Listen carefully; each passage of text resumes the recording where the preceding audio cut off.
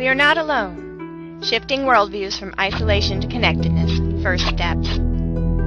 Earth is so beautiful, so wondrously amazing, that it's really easy to believe that Earth is the center of the universe. But this simply isn't true.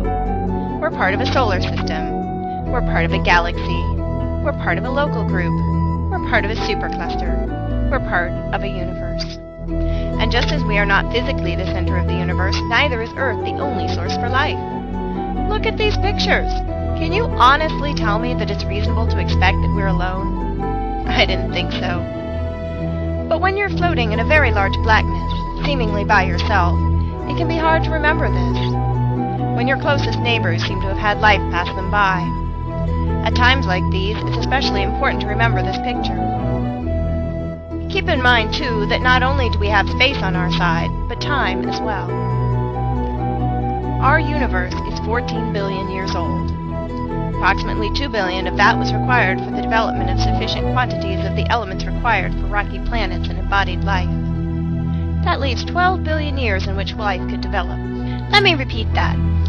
12 billion years. That's a lot of time for life to play with. If our friendship depends on things like space and time, then when we finally overcome space and time, we've destroyed our own brotherhood.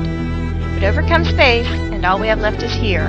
Overcome time, and all we have left is now. And in the middle of here and now, don't you think we might see each other once or twice? Richard Bach, Jonathan Livingston Seagull.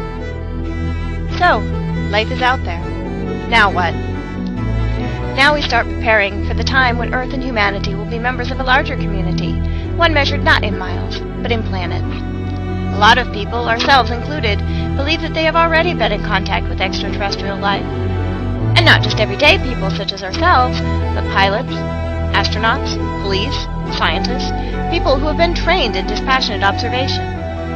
The evidence is mounting daily, and yet, until recently, people who have had those experiences have had themselves to labor under the crushing weight of being alone.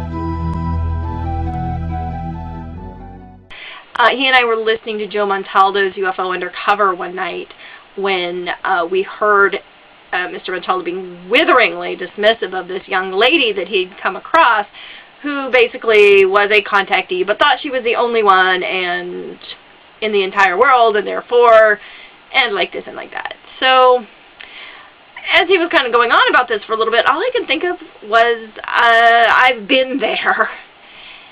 And that just got me thinking, as these kind of things tend to do. There again, it is hard. Witness the fact that it is now 2013. We started trying to bring our experiences online in, late 2009, early 2010, somewhere in there? Do the math. It is not easy to talk about this stuff. It is not easy to find other people out there who are both sane, willing to talk, and in a position to be able to talk. But what is true is that you have a bunch of people out there, but they're not talking to each other for various reasons, whether they're sworn not to, or they're just worried about, being thought crazy, losing friends, family, kids, jobs, you name it, that kind of thing, whatever. But, you get a whole bunch of people touching this huge elephant out there. Nobody touching the same bits of it, mind you, just to make it even more interesting. And then what do you do with it? Why is this? Hello, we're here to talk about extraterrestrials and the giggle factor. I'm sure you've done it too. Somebody talks about something you're uncomfortable with and you get a little giggle out of it. It's usually a defense mechanism. It means you're afraid. It's like a joke where they talk about if Greta was him and not me, that kind of thing. Well, the problem is this whole field, extraterrestrials, puts out fear in people. Reminds people of the last horror movie they've seen. It's not really worth laughing about because it's reality. There are people who got PhDs after their name, people who are airline pilots, government, military, scientists, people who have walked on the moon have come forward and said that they believe this stuff. So what's there to laugh about? Are you afraid that somebody will know that you have the same thing happen to you happens to thousands of people worldwide? That you've seen things that your neighbor probably don't have the guts to talk about, he's probably seen too? Fortunately, this is beginning to change. People are becoming more aware, and at least in some cases, more accepting of the notion of extraterrestrial life as the number of extrasolar planets continues to soar. 699 confirmed to date, according to the site exoplanets.org. People are also starting to come out of their closets of isolation and be willing to admit to belief in and/or experiences with extraterrestrial life. This is a trend which we fervently hope will continue and grow over time. It is our firm belief that thinking and living on this larger, more inclusive scale is humanity's best hope for solving the problems we are coming to face. More on that in future videos.